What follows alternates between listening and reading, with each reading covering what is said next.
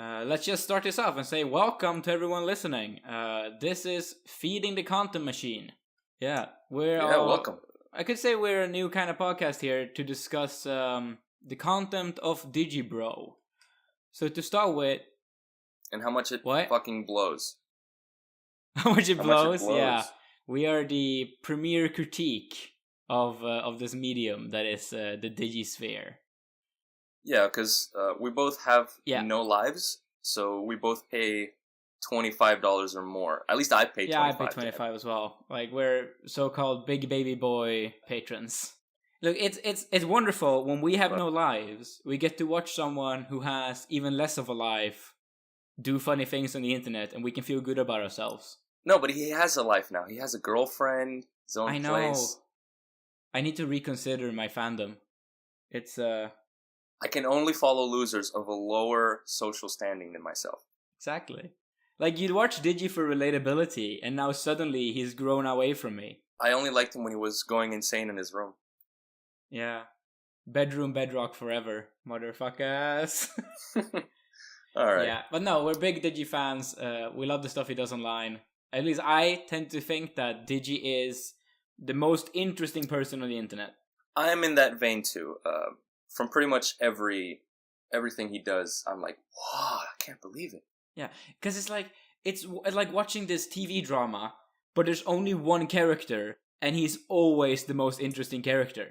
It's like an internet version of BoJack, but a little less depressing. I haven't seen BoJack, so I wouldn't know. I mean, I haven't either, but I know what it's about. And Digi's pretty much the embodiment of those whole themes of like fame and, you know, isolationist stuff, and yeah, it's pretty much interesting like that. Sometimes it feels a little bit like going to a zoo, you know? And you go and watch the monkeys, and you're always like, most of the time they're just sleeping and they're boring, but you just look at them, you're like, you're going to do something ridiculous, and I'm going to enjoy just being here while you do it. Well, I mean, that's certainly one aspect of it, but I feel like Digi has also helped me sort of resolve a couple of, internal doubts that I had regarding my own career, since I'm a writer, and, dealing with somebody online who's like, yeah, you suck at writing, here's how to make it better. I'm like, oh, that's so much, that helped me so much in my career. Did you enjoy his video, How to Write Gooder? I watched that video like twice now, all the way through. Yeah, I enjoy his way of thinking about conciseness. How it's all about cutting away the fluff and really getting there, but at the same time keeping the flair.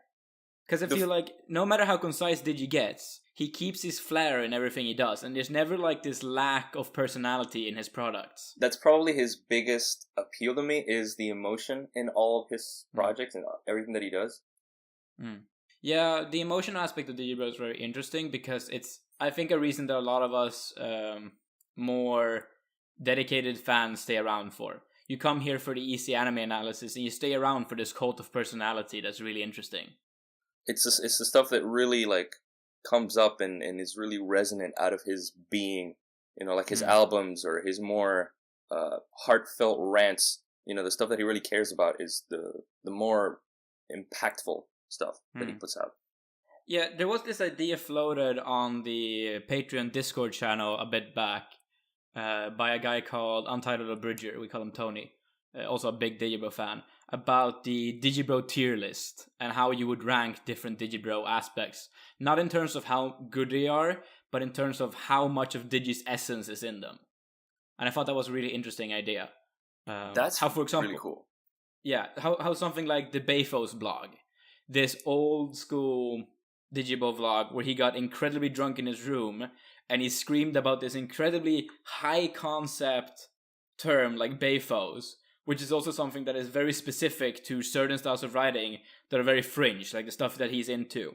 So you see it a lot in stuff like Sangatsu no Lion or that in that anime, or other aspects like it. This switch from suddenly doing one thing to completely switching the emotional level to something else. And he's twisting it around his own life experiences and his own just way of thinking. And it gets really, really interesting. And of course, he shit-faced the entire vlog and is screaming, and it's hilarious. Well, his whole like approach to what he does is, what he calls himself, otaku gonzo journalist. That's it's a journalist that most of his stuff revolves around his life and how much it affects his day-to-day stuff.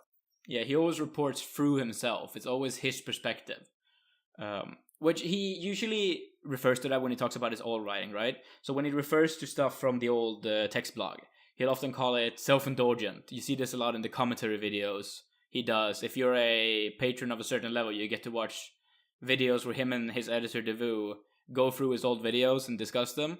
And often he calls himself self-indulgent in his old videos, like, oh, I was only thinking about my own perspective here.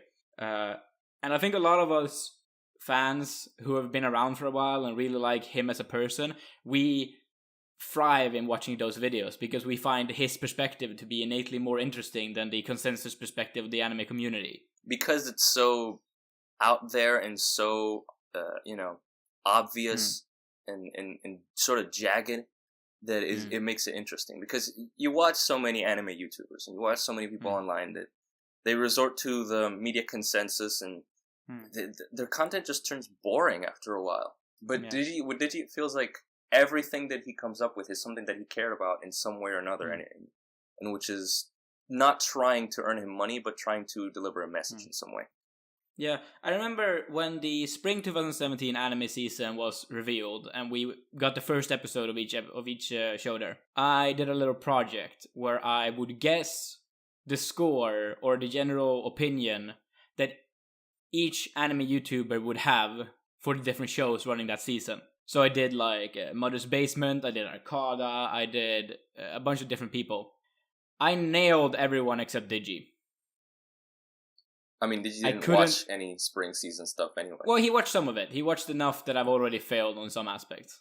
That's true. Yeah. So that's something that I thought was really interesting.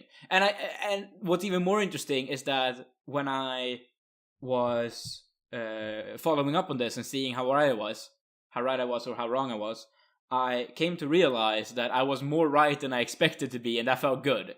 And this was me nailing maybe 4 to 5 shows, and that felt like an accomplishment when it came to Digi, because no matter how read up you are on his tastes, he always has a way to see something in stuff that you didn't see. Like he's watching an anime, and what you see in the anime is maybe some surface level things, or maybe you manage to find 1 or 2 deeper paths. But he will pick up on something, on some literally meaning of the anime or of the other work, and he'll run it through this whole process of his logical theories, and he'll find value in something or absolutely trash something for reasons that sometimes blow your mind, and that's really interesting. And that's another part of him that really sells it. It's how he's capable of breaking down why media works in such a way that makes it easily understandable, but also totally makes sense in like a professional way. Yeah, and you really have to be bought on his ethos to get it. Like, either you have to just watch everything he's ever made, or at least watch these 2 playlists, Essential Digibro and Essential Digibro After Dark. Because otherwise, it's hard to really watch Digibro without maybe getting offended. Because you need to realize who he is and what the legacy of his opinion is to really understand it. And once you do, it's the most interesting things on the internet. They really are. Yeah. Like there's this great text post he wrote himself, like understanding Digibro's ethos. It's on the Wikia page that he made for himself. And I think it summed up everything really well. Like understanding how he looks at scoring, understanding at how he looks at the value of consensus, and how he thinks about that consensus is only valid if everyone is expressing their true opinions, which is something that I really find an important opinion. And when you're sold on his ethos, even if you don't always agree with his opinion, you can understand it upon viewing it, and that's really, really interesting. Yeah, that's also a great aspect. It's that sometimes you feel like you have to agree with him in order for a point to come across, but the more you go into him, the more you realize that his is just his perspective, and it's more so a tool to help you realize what your reasons are for liking a piece of media. He just knows how to voice them better, and in turn it makes me learn how to voice my opinions better. Yeah. But now that we've gone over a bit why we're such Digibro fans and we're willing to be patrons of this man, maybe it would be a little bit sucky to listen to this podcast without knowing anything about the two of us. So who are you, Ghuntz? Well, I am I guess non-American would be the first thing that defines me, because you know, a lot of the things that come up through my life are kind of foreign, but I'm just a pretty chill person in regards to everything except media. Because you're a writer, right? I am a writer. I'm a writer, but I've always sort of been a writer that likes to observe more than do. Somebody who admires passion and emotion and always seeks those people in the medium. And since from a young age I follow art and all of that, it's been really close to my heart. Finding people online that really resonate with that is my goal in life, and to make those people part of my life in some way. I guess that's what I value. Otherwise... So you are a patron in your soul? Yes, I am. Very much so. Yeah. And that's I think part of my ethos as well, is to whenever I connect with someone, to always connect with them in a deep level. I don't like superficial connections. Yeah. And of the two of us, you say you're non-American. Yeah, I'm not. But you are the certified American perspective of this podcast. Yeah, that's the funny part. It's that while I am non-American, I am kind of tainted and sort of possessed by American culture and viewpoints. Yeah, because you come from South America, right? Yes, South America. And now you live in Florida. That's correct. Yes. Meanwhile, I am a European boy. You're far away, man. Yeah, I come from the cold Nord country of Sweden, and that is why I have a funny accent. It's really not the worst accent ever. It isn't, but it's bad enough that when I'm editing this audio, I will cringe the entire way through. So, like Digi always said that the worst part of editing audio is listening to your own voice 10 times over. Man, which is why he doesn't do it anymore. I don't know, man. I love listening to my own voice, but that's just me. Yeah, because you have a good voice, man. You have a good radio voice. Don't say that. Oh, now we're being too lovey-dovey right away. Yeah, we're not a couple of faggots. What's this shit? Yeah. So, you call yourself Ghuntz. Is that how you pronounce it? Yes, that's how I pronounce it. Yeah, good. Because I was thinking if it Ghuntz or Ghuntz, but...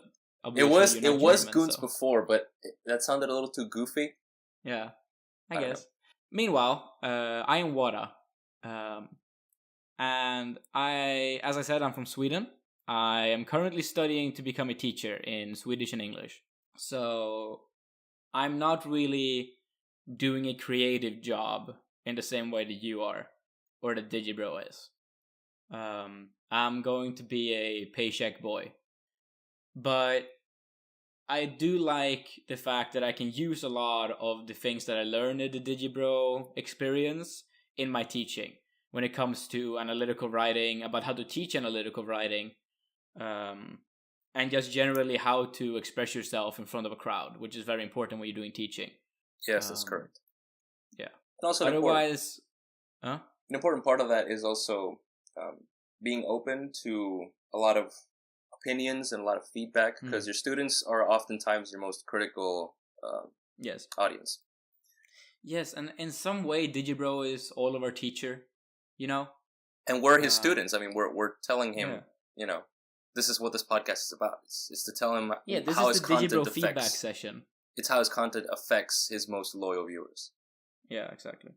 Like, you could say that the Digibro is our teacher, because I've actually many times had this fantasy that after Digibro gets really old, like he's 60, 70 something, he just works at a university as a professor of like how to be an internet personality, because it's now the late 2000s and everyone works as an internet personality. It's like the only job available in the new world, and Digibro is just this old school master of the art. That's always been like a really fascinating thing to think about. Is Digi's always talked about the fact that he's never going to do anything else with his life. That this is all he has plans to do. Yeah. So I'm thinking like, how it'll be like in 25 years or 50? Like, will he still be in his house doing vlogs when he's an old man? Because he's like second generation YouTubers, right? He's not of this first generation like angry video game nerd or such. But he's early enough that there's really never been a popular media analytical YouTuber who has been old so far. Well, but if he's going to stick around forever, then he needs to be able to do it as an old person. Yes, that's true. And what will his fan base look like? Will he still be able to like appeal to guys in their early 20s when he's 50? Or will his entire fan base be old-time patrons who have been with him for 30 years? Because that would be an interesting patron room, just saying. Yes, a bunch of 50-year-olds. Yeah, yes. Back in my day, we had things like Ero Manga Sensei, and it was the worst thing ever. Bad things today, you don't even know what bad used to look like. Yeah, it won't be like anime has gone to shit now. It'll be anime is so good now that I miss the shit. Yeah, you don't even know what Sword Art Online was, man. You don't even know.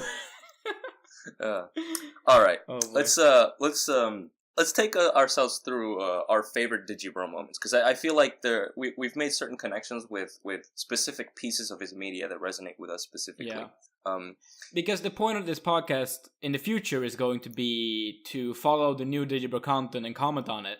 But because this is the first episode, we figured we should look back at what are our most important Digibro moments. Go ahead.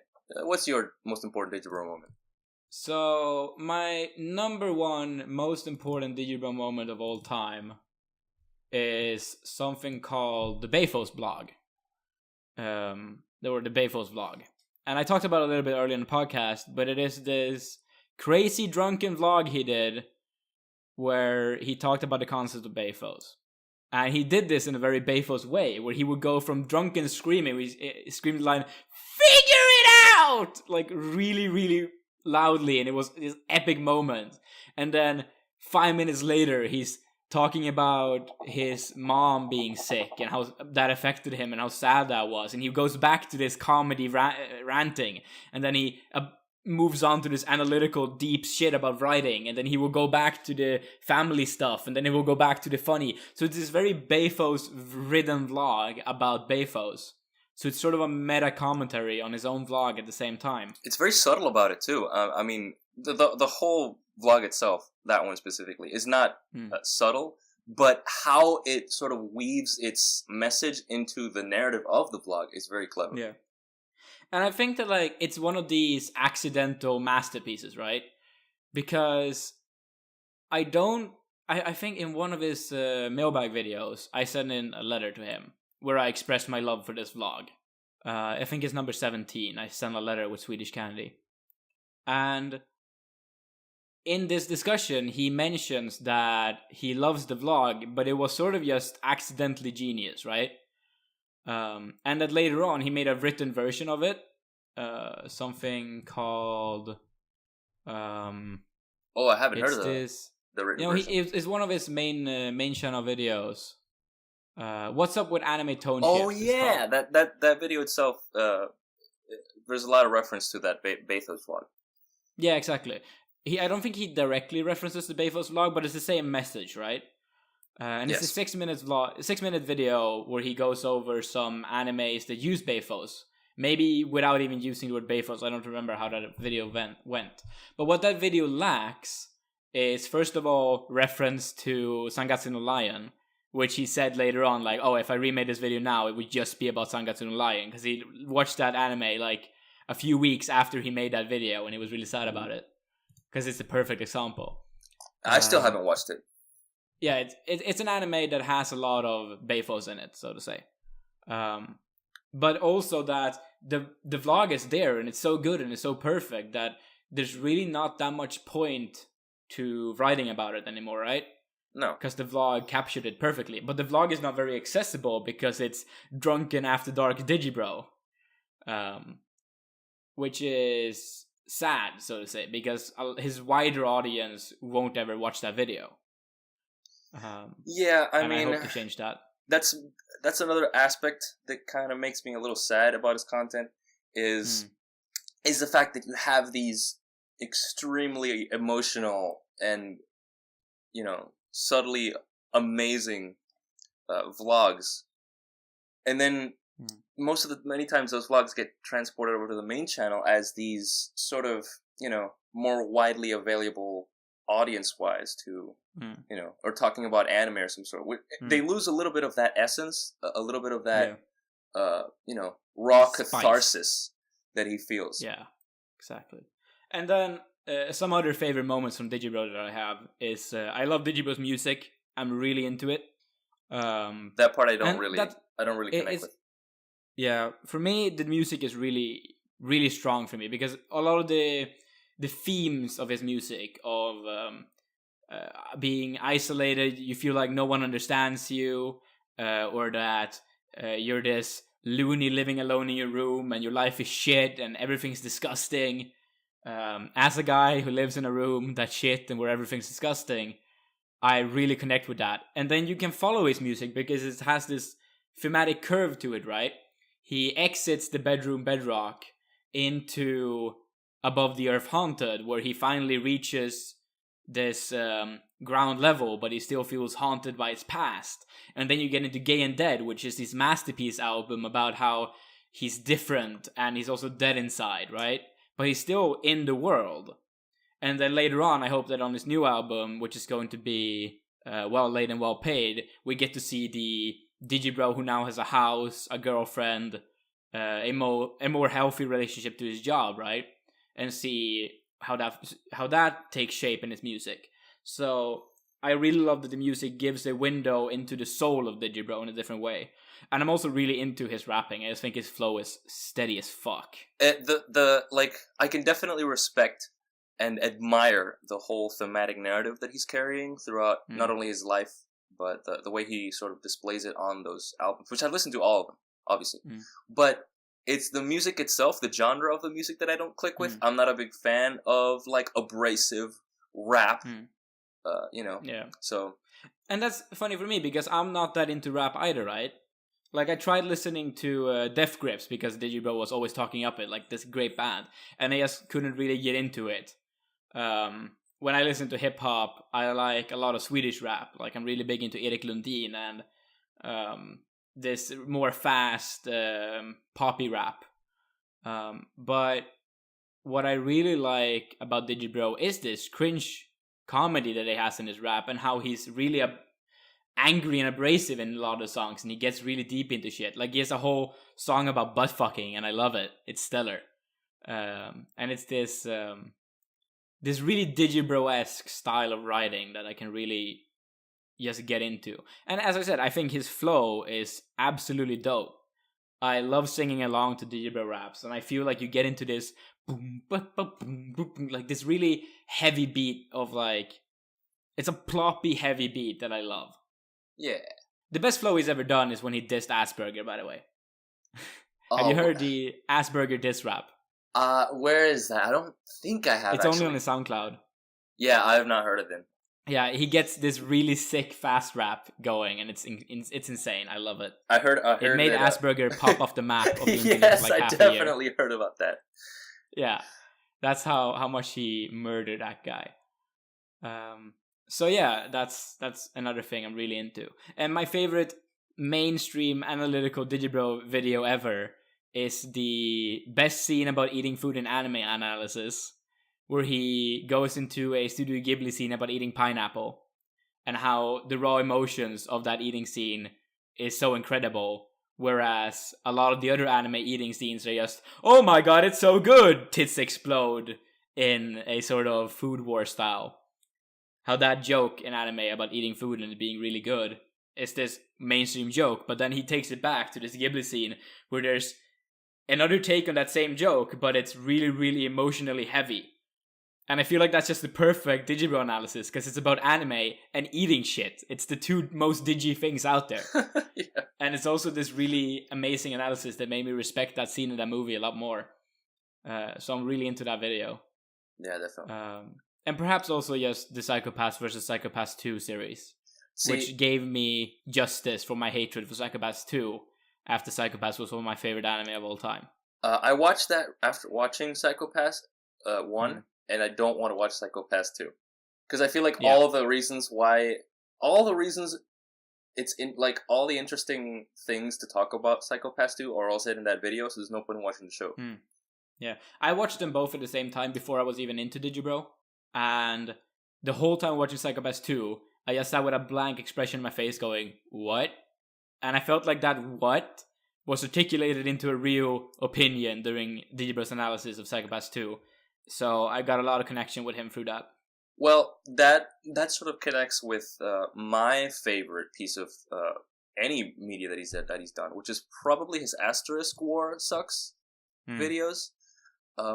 Mostly because they're this like visual and narrative masterpiece of an analysis breakdown, sort of like what Plinkett does, that I can just watch over and over and over again and constantly get stuff out of. Like, that whole series of videos is so genius because it not only, breaks down a show in a way that's satisfying and makes sense, but also speaks to and reaches all avenues of anime as a medium, and how not only it's sort of stagnated recently, but also how to prop it up and bring it back up again in terms of I don't think it's art. Really about how anime has stagnated recently. It's more about how there's the emergence of this new shit tier of anime that hasn't really been around before.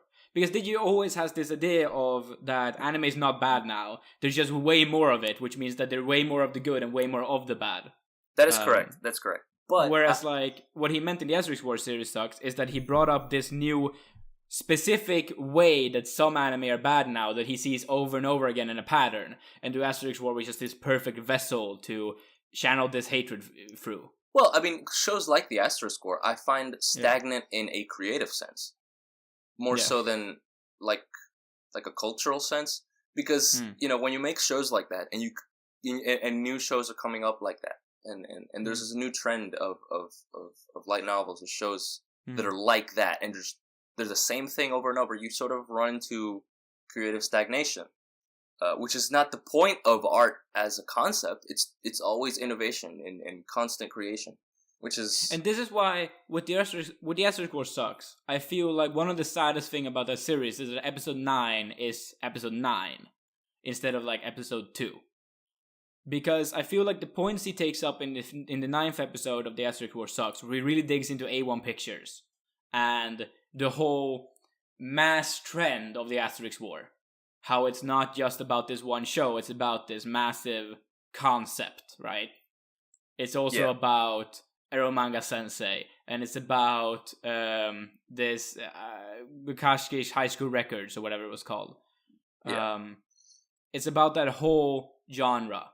It's a video. It's a video that can only be made once and endlessly viewed throughout time, because the points that it states are ones that will carry themselves forever. Yeah, but I feel like episode 9 being that late in the series means that a lot of people who weren't into Digibro never got to it, because they would watch episode 1 and 2 and then they'd be like, oh, he's gonna make 12 videos shitting on this already bad show, but that's also the punk bitch motherfucker attitude. That's also part of why I like those videos, is because when someone has watched it all. It's something that's long, that takes some time to watch, but those who dig into it and understand it, they really get like something out of those videos. And if you're caught up with the Digibro ethos, you get it right away, because he starts the whole series with one of my favorite things that he's ever done in analysis, is when he takes the poster, right? Just the poster, and he completely shits on the show, incredibly accurately, from just the poster. It's the best thing ever. And of course, later he admitted that he'd seen half an episode before that, so it wasn't exactly true. But I don't care. He probably could have done it with just the poster. I mean, that poster is so perfectly, in tune with what the show is. Yeah, it is. So yeah, that's what I feel, that if you were into Digibro that time, you would understand it, and you would see the whole thing and really know what that series was about. But I feel it's a bit sad that the A1 Picture shit down is first in episode 9, because I feel like a lot of people needed to start there to really get the whole series. Yeah, that's a good point. Yeah. So what else has been important to you in the Digibro lifespan? Well, I was going to mention the Baffles Blog, because that's probably my favorite piece of the After Dark, but you've already pretty much talked about it in length, so I don't really have anything to add. Yeah, it's my favorite Digibro video, so... I mean, the fact that it's also 360 camera and that he's walking around makes it feel sort of like you're strapped in a chair in the middle of his room, and he's like this evil villain just walking around you talking about his plan. It's the monologue before the hero shows up and kills him, right? Yeah, man. He's like this evil villain who's gonna be like, the world doesn't understand Baffles, man. I'm gonna end the world because they don't get it. And you're just listening to his long monologue right before he's about to kill you. And then right at the end, the hero will show up, kill Digibro, and save you. Yeah. Oh my god. That is actually so funny. Yes, it's great. Mm. That's the only way it could have been done. Yeah, it is. It's this absolute masterpiece. But what else? What else do you enjoy with Digibro? I'm gonna have to go through it because I've seen pretty much all his videos. Yeah.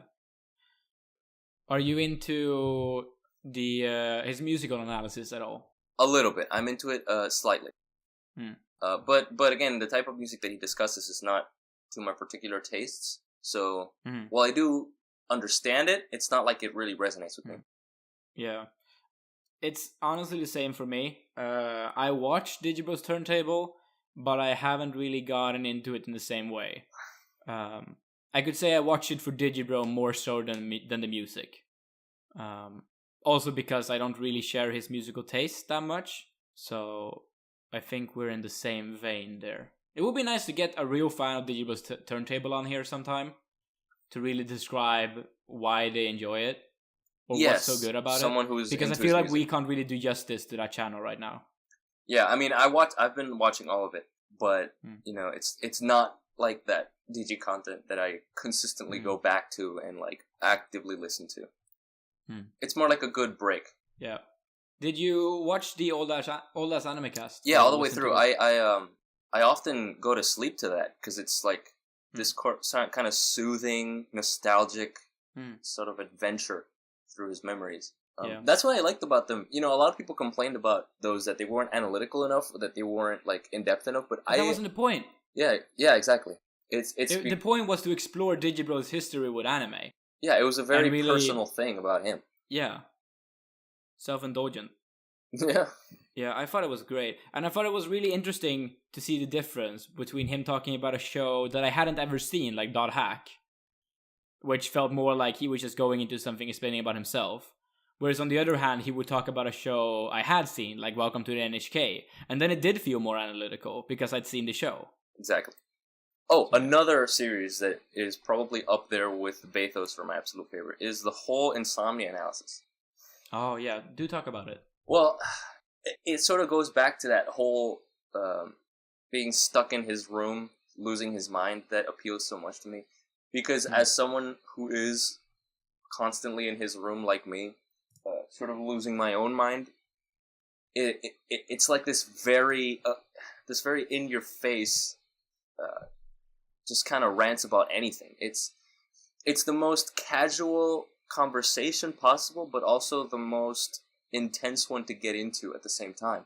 Because, like, the whole concept of those videos is weirdness and sort of this tinge of, I almost like to call it terror or horror, because they're very just skewed and weird in their aura that I feel, and which is what I loved about him back when he was doing those, and with more new stuff like the Metahole is still fun. But with the Metahole specifically, I feel like he's talking about more so his content and more topics that he's aware of at the moment. With those 3 Insomnia Alice videos, I feel like they're a good trilogy for just weird, tripped out conversations that I don't get anywhere else.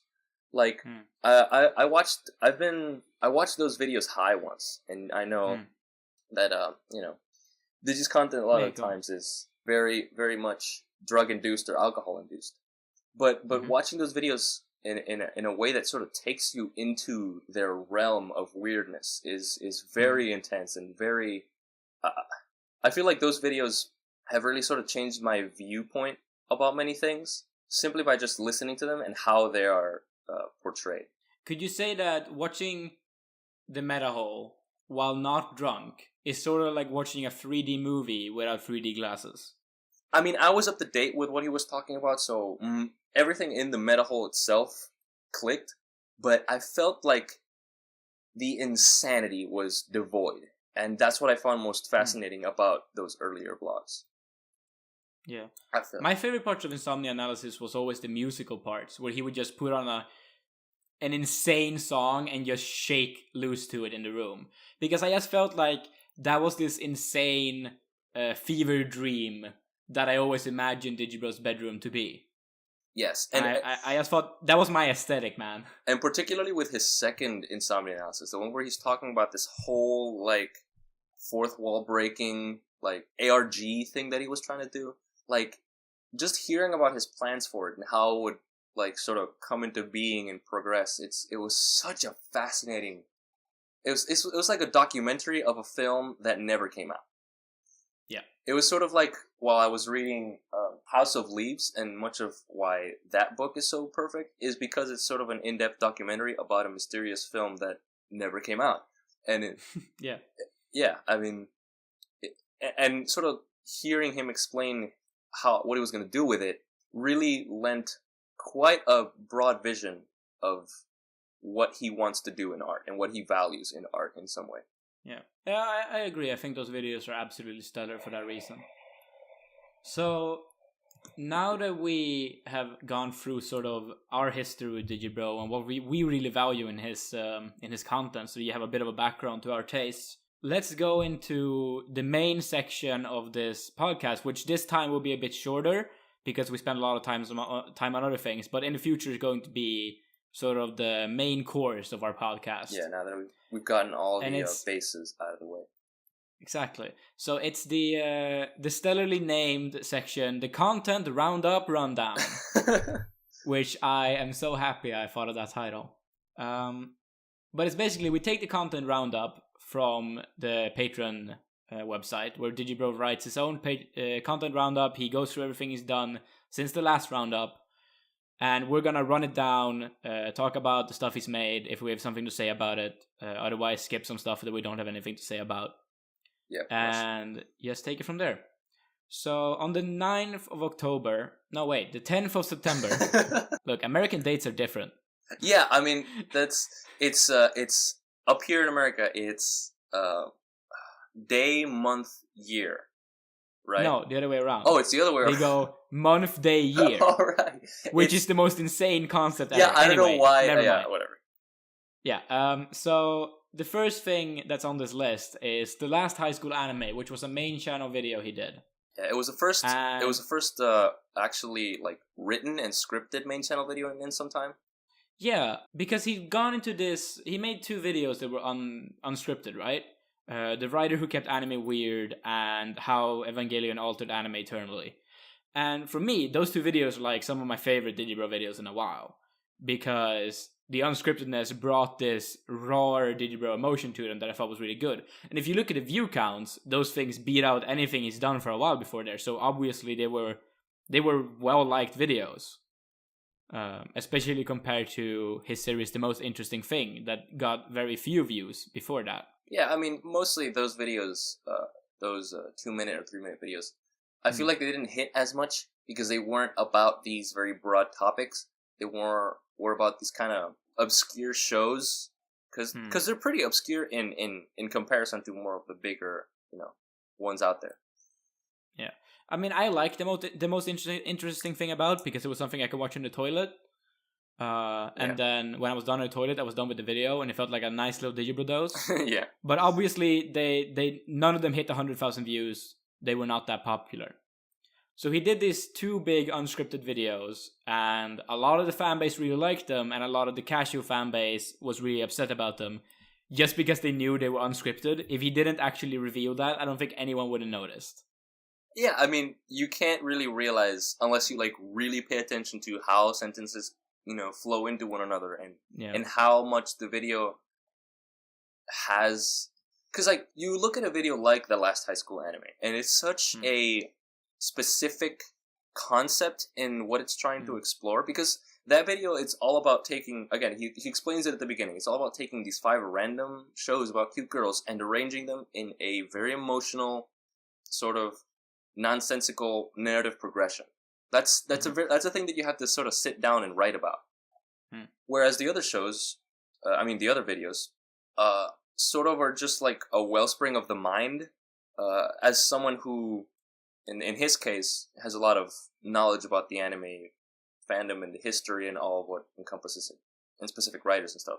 Yeah, I think that what The Last High School Anime really takes me back to in terms of Digibro content is this old chart graphic he made once about classifying different genres of moe. I remember that chart. Because, or since moe is, according to Digibro, a dead term, cute girls anime. Like different genres of cute girls anime.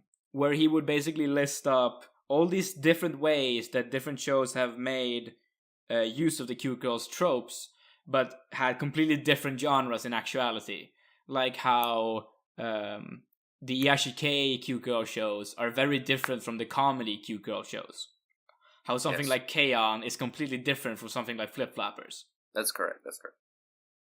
And I think that chart really comes into fruition in this video, The Last High School Anime, where he sort of talks about how trends have evolved through time in this cute girls genre, especially in the school version of this genre. I mean, I don't know if it's through time, because Manabi Stray was actually pretty early in the timeline. I think it was obviously Azumangadaya was first, then it was Manabi, I think, then it was Lucky Star. Well, he said in the early parts of the video that it's not about it being chronological; it's about how the ideas evolve from show to show. Yeah, exactly. It's more so emotional and yes, and I think it's really interesting, the video all in all.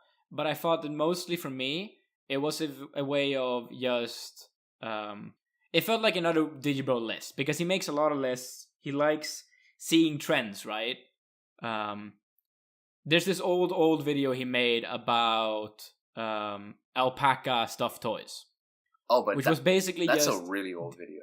Yeah, it's really, really, really old video. But it's basically just Digibro finding an idea and seeing a connection, like, oh, this, I can see this here and here. And he just digs really deep into this hole and makes all of these connections, right?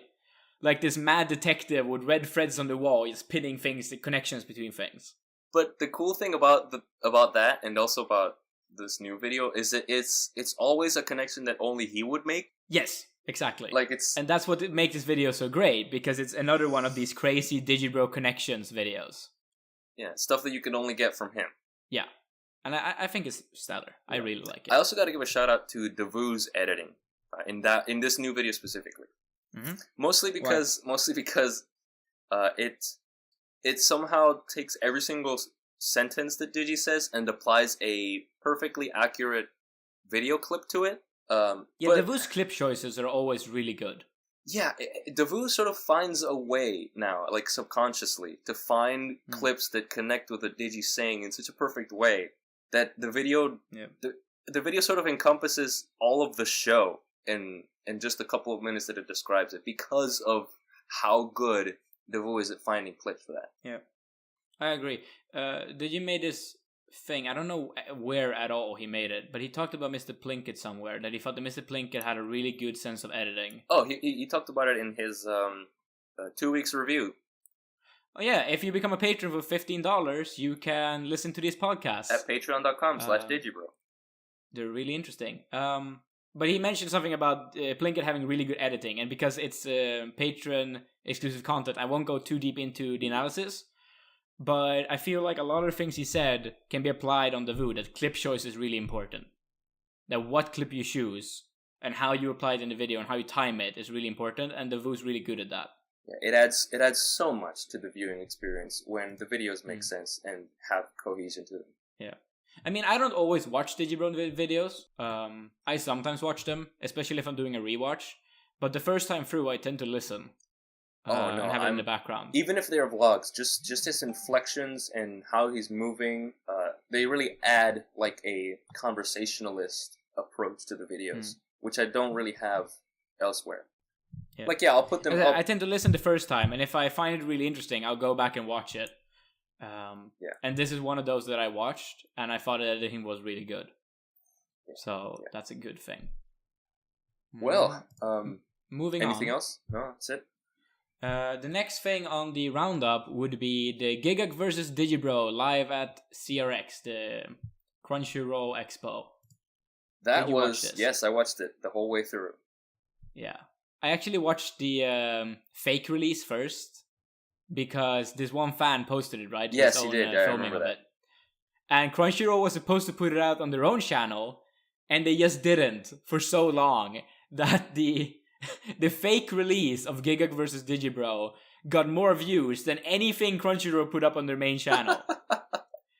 So I don't know why it suddenly appeared on Digibro channel. I have no idea. I would guess that he basically said to Crunchyroll, hey guys, fuck you, I'm putting this up now because you are not posting it. Yeah. I know he tweeted at them at some point about it, and then it came up on his own channel. I think it was mostly about, like, the raunchiness of the discussion itself, because the Crunchyroll's a very safe for work kind of place. They don't really want any of that crap. So, you bring someone in like Digibro, someone in who's gonna speak his mind, who's gonna cuss, who's gonna be this eccentric personality, and you can't really wrangle him. You kind of just expect him to let go. I think Crunchyroll expected to some level that they would be able to control Digibro. And that was just wrong. Yeah, no, it's not gonna happen. I mean, the best part about it is when they're coming in, and he has his glasses, and he has this flabby look to him. He has these massive pants. Yeah, the sweatpants with the logos on it, and you're just like, this guy. And you see Canepa and you see Gigak dressed in like jeans and nicely, with some class to them, and then you see this fucking gremlin on the other side of the screen. Yes, and it's great. The gremlin look is something I identify a lot with Digibro, because I can't grow a beard and I don't wear glasses, but I wear sweatpants always. I'm wearing one right. I'm wearing one right now. There's this old picture of me in a political discussion where I'm debating actual politicians, and I show up wearing big rain boots and flabby pants, and my hair's a mess, and it's a fantastic picture, and I love it a lot, because it's about sticking it to the establishment, right? Yeah, it's about being the freak you want to see, as he put it in one of his text posts. And I just really identify with that a lot. I feel it's really, really cool. Yeah, he has this aura. It just brings out his personality and what he stands for so much in full view that you kind of respect the guy, even if you're not into him. It's just like, man, this guy really, is in tune with what he enjoys and what he does. Yeah, it's great. This panel was set up to be a meme. Digi said it at several points, like, this is the meme panel. And it was supposed to be this goss thing, but it really wasn't. It was just a big fun thing. And I thought that Canepa was sort of awkward in it, but it was funny because Digi started using Canepa as a tool to shit on things. And then Canepa would sit next to whoever he was agreeing with, and it was incredibly funny. Canepa had a narrative throughout the whole... Canepa had a narrative. It was great. So yeah, I really appreciated that. Also, it was a fun watch. Yeah, it was. The audience also played a big part because they were all mostly Gigak people or like normie people. Yeah.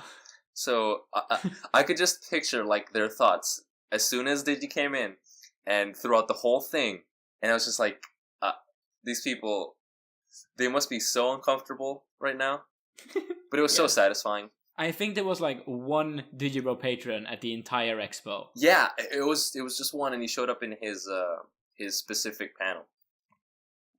Yeah, that's it's really interesting to me that none of us patrons went there. I mean, of course, you and I didn't go there because it's in the opposite side of the world. Yeah, and who has money to travel these days? Yeah, who has money to travel? But I'm sure there's some Digibro patrons in the area that just went, you know what? I know Digibro's going to be at Crunchyroll Expo, but it's Crunchyroll Expo. Come on. I mean, he did say that it was better than Anime Expo. So. Well, yes, exactly. But that sort of comes with what company you have, right? Because Anime Expo was criticized for being too big, whereas Crunchyroll Expo was sort of too stuffy. Stuffy's the right word for that. Yeah. Do you have anything else to say about it? Well, no. I mean, it's definitely a fun debate, and I'm not much more interested also in like if Giguk did like more low key stuff and like more personal vlogs. I'd like to see them because you know, hearing seems like a cool guy. Yeah, hearing Digi talk about how they spent like 3 hours drinking and talking. Yeah. That sounds interesting. I'd like to hear that. That whole conversation would be fun to listen to. You know, Giguk's a funny person. Like I enjoy Giguk's comedy.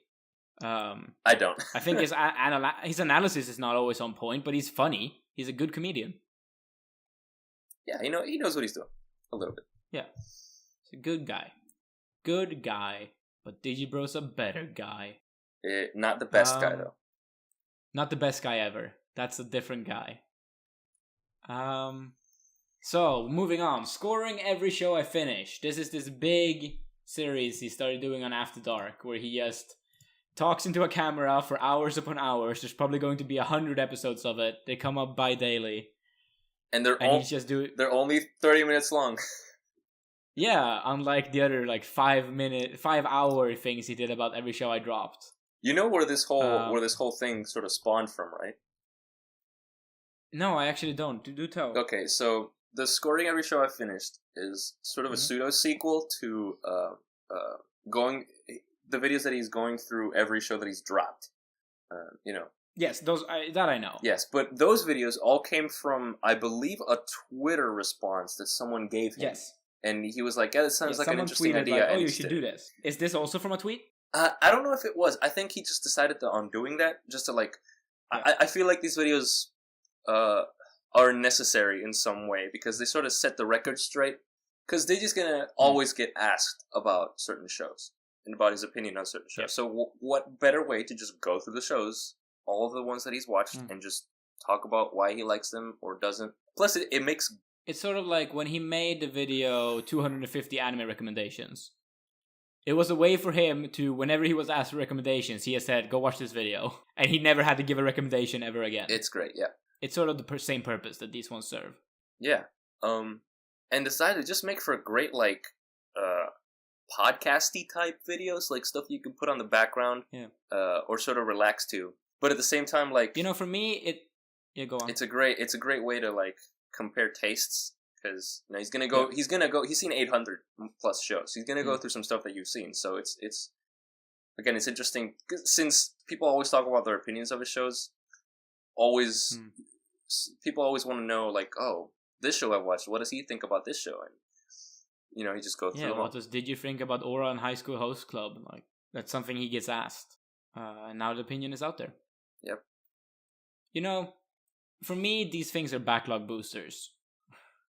They're like booster packs from my backlog. Yeah.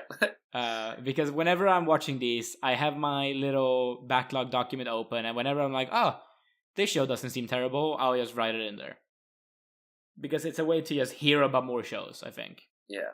That's nice. I mean, outside of that, like, there's really no... Like, it's not a super in-depth series. It's just pretty much fun in just the purest sense of the way. Yeah. So... Moving on, there's been a lot of Digibro's content, especially a lot of Digi and May do stuff. Yes. And just to set the record straight, should we talk about the other two? About, what are their names? Digi's brother and his girlfriend. I've never watched their stuff, so I wouldn't say we should. Yeah, okay. Me neither. So Digi May Do, I haven't watched too much of it, actually. Me neither, but what I have watched, it's as someone who spent most of his early time on YouTube listening to Let's Plays and who was a big Game Grumps fan like 2 years ago, listening to Digi and May is very different from that experience.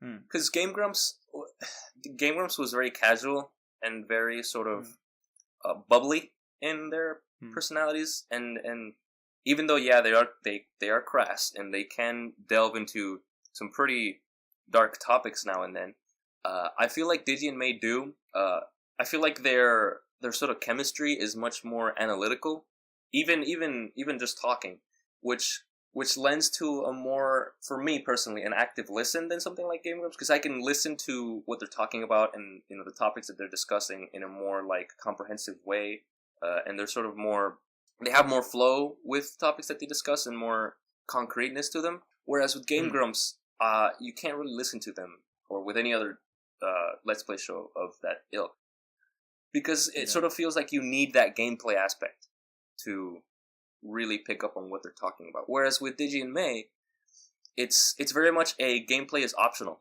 which is what I like about them. The main Digi and May thing I've watched is Rate Every Pokemon. I watched that entire series. Not being a Pokemon fan myself, I didn't watch a single minute of that. Yeah, I'm a massive Pokemon fan. I've been competing in Pokemon for many years. I've been playing it for, what is it now, 17 years of Pokemon experience. Holy shit, dude. I'm a Gen 3 guy myself. Grew up with Sapphire. But I have a lot of respect for the earlier stuff as well. And that was really fun because I think that May's chemistry with Digibro is really good. She doesn't feel like a shoehorned in guest. She feels like she really has something to bring to every episode, and her opinion is really interesting as well. So that is nice. And it's not always the same opinion as Digibro as well. She has her own opinions, and they bring a lot of value to those casts.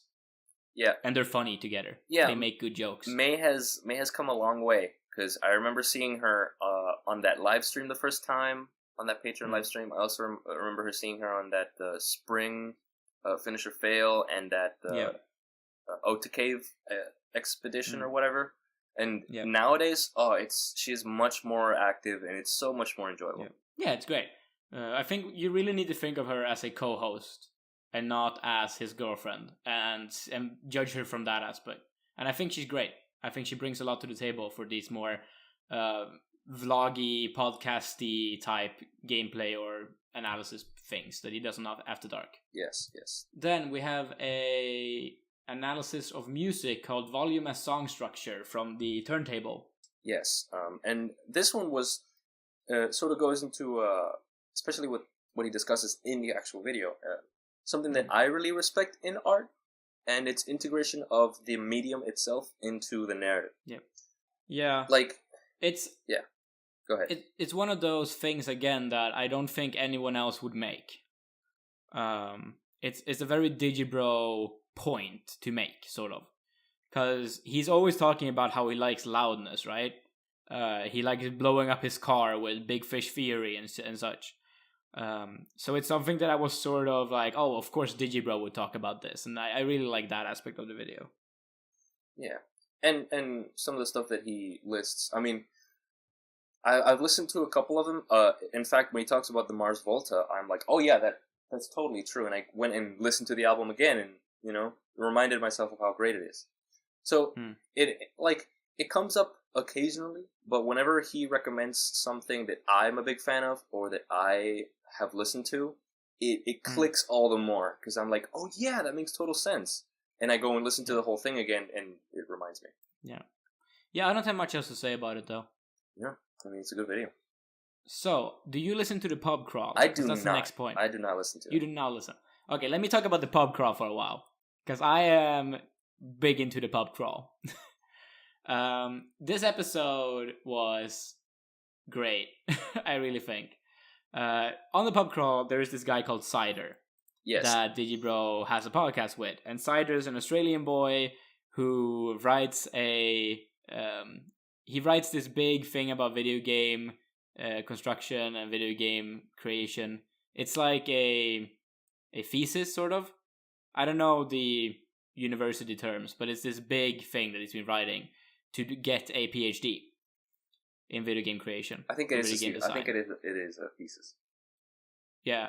So he's been writing this for years, right? And every single episode of the pub crawl, they're like, "Oh, we have been writing a bit on it," or "It's slowly progressing." And this episode, they get a bit more into what it's actually about, and that's fun. And then later on, they start talking about the pub crawl as a concept. So they go into the fact that no one really gets the pub crawl if you haven't been here for long, and sometimes they make these weird ass references, right? To old episodes that no one's watched. Because it used to be this pony radio show about sex or something. I don't know, I didn't watch it. Really? I've been watching... I used to listen to the pub crawl like a year ago. I got into it. So I've only been listening to like Digibro and Cider, and I know these old characters only because I've sort of pieced together these random references they throw out to other members that have been on the pub crawl, and I've never actually heard them that much. Shishi's been on a few times, but not that much else. But now they said like, oh, we're actually going to make an entry point. So the pub crawl's next episode, the one that's not out yet, will be a completely newcomer-friendly entry point episode. Oh, that's great. Yeah, that's great, because now a lot of people can get into it. And I find that really awesome, because for me, the pub crawl is it's basically Digibro Does Life, but with banter. And it's also Cider Does Life, because they just talk about what's been going on the past week. And it can be anything. It can be Digibro shitting on his new phone, or Cider shitting on his job, or whatever. And Cider's this really interesting guy who has this really good video game ideas, and he's this really smart thinker about video games. He has a lot of cool thoughts about the medium. And also he's a man who the world is trying to kill, who has almost died more times than people can count. Which is great, because he just has all these amazing stories about how getting stabbed in LA or whatever.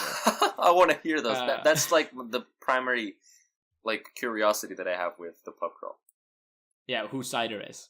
Pretty much, because I know who Digi is, but I've heard of Cider all the way, because I used to be really heavily into MLP around when Digibro was into it, so I know Digi from back then.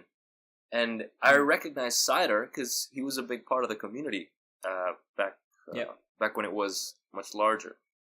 And I've he just dropped off the map for me, and now to find that they're still doing stuff, it's great. Yeah. And also they talk about alcohol a lot, which I'm not that into because I don't drink. But it's just so interesting to hear Digi talk about anything, because, again, his perspective is that unique. And Cider's just a really good co-host of Digibro, because Cider can talk. He can take up space in a podcast just as much as Digibro can, which is really valuable for me, because then you get more of a conversation and you're not just Digibro preaching. Yeah. So that's, I think Cider's a great co-host for Digi. Which I think kind of doesn't click with other podcasts that he's thrown into. Yeah. Yeah, Cider clicks really well with Digibro, and they have a lot of experience. And also they do it drunk every week, which helps. Oh, that's the best. That's the best. It's loose and wild, and they talk about what they're drinking every week. They always open with the question, so what are you drinking? And they go through it. So it's really, really cool. So if you haven't watched the pub crawl so far, don't go back, don't watch anything that's out there. Just start at episode 70. That's gonna be the new pub crawl. It's great. It's gonna be great. How often do these come out? I think it varies. They try to aim for once a week, I think, but it hardly ever happens. So we get a pub crawl when we get a pub crawl. It's not Jesse, but yeah, I think it's supposed to be once a week. I'm pretty sure it is. All right. But it sometimes they miss it. All right. Then we just have one more thing. It's Manga Mondays. I'm a big fan of it. As someone who's gotten into manga recently, and who's I've pretty much built my manga collection based on Manga Mondays. If there's a manga that comes out that I'm interested in, I'm gonna buy it. And not so much recently, because I don't have the money for that right now. But just hearing stuff that I can buy later, or that I can check out online, or you know, stuff that maybe has like an anime adaptation coming in. Because 2 of the manga that he's done both have anime adaptations coming in pretty soon. So it's interesting to see. Yeah, for example, Girls Last Tour, right? Yeah, or that other like Steven Universe meets Revolutionary Girl Utena crossover that's happening. Yeah. For me, Manga Mondays is just, I don't always watch it. If it's a manga I'm interested in that I've heard about, I'll watch it. If it's something I've never heard about, I sometimes watch it if I feel like I want to watch some Digibro. I was really, really into his Manga Mondays on... Oh, what is that manga called? It's the one about the girl who gets laid a lot and stuff early in her life. It's about kids fucking. Oh, Girl on the Shore. Yeah, Girl on the Shore. And I think that's a great manga. I read it after that video, and I love it. I've been interested on picking it up. Yeah. And through that manga, I found a manga called Oyasumi no Sai Punpun, like Good Night Punpun. That's one of the... Which is currently my favorite manga. That's widely considered like a masterpiece. Yes, and it's something that I want Digi to talk about. So one day, Digi, you'll talk about Good Night Punpun, and I watch that Manga Mondays 50,000 times. You think that he will actually listen to these podcasts all the way through? Dude, he'll never watch this. No, he'll never. Maybe, I don't know. He does like people saying nice things about him, so who knows? Yeah, I'm really into Oyasumi no Sai Punpun, and one day he'll probably talk about it. He said in a live stream that it's really long, and that's why he hasn't talked about it. But hey, let's talk about Volume 1, man. I'd be happy with that. It's cool. Also, I think Mumkey should read this. Mumkey Jones is a common collaborator and PCP member. I think he'd love Goodnight Punpun because it's all about sadness, and Mumkey's really into that. Cool. Yeah. Anything else to say about Manga Mondays? Did you like the Drops of God? Yeah. I mean, I'm not into wine, but yeah. That's You know, what's fun for me is that Gigak talked about this manga, I mean, a bit back. And he was really into it. So now that Digibro also talked about it, it feels like it's a more well-known manga because it used to be pretty fringe. So yeah, that's the point. They both seem to like it decently. I'm also not that into it because I'm not that into wine at all. Anyway, I think that is it for the content Roundup rundown because we finished the post. Yep. So, yes, to close out, is there any news or goss in the Digisphere right now? I don't know if there actually is something right now that we need to talk about. No, not really. I mean, things are going steady. He was talking about that the coming weeks or the next month is going to be very content heavy because he's been preparing some stuff for the long run, which I'm very excited about. Yep. Yeah, me too. Since we're recording this pretty late, the video My Favorite Anime Part 1 Kill la Kill is out. And we both watched it, and I don't know if we need to go that deep into it, but I think the series is looking really interesting. Davu said in the Patreon Lounge that this is something that Digibro feels he can write now because he's just that much better a writer that he can finally tackle his favorite shows and really dig into why they're so good. Yeah, I completely forgot about that, but yeah, I've seen it a couple times. So he started out with Kill la Kill. It was a great video. We can go into it more in depth in the next episode, but I'm really looking forward to this series as a whole and the many different episodes that are going to be out of it. Yes. So that's cool. Actually, just a quick thing. That video caused me to be like, you know what? I'm going to rewatch Kill la Kill, and I rewatched it again in like a day, and it turned out to be one of my favorites. Because it's been one of my favorites for a long time. Because the first time I watched it, it was like the first show I actually completed ever. So a lot of what I felt back then was lost. And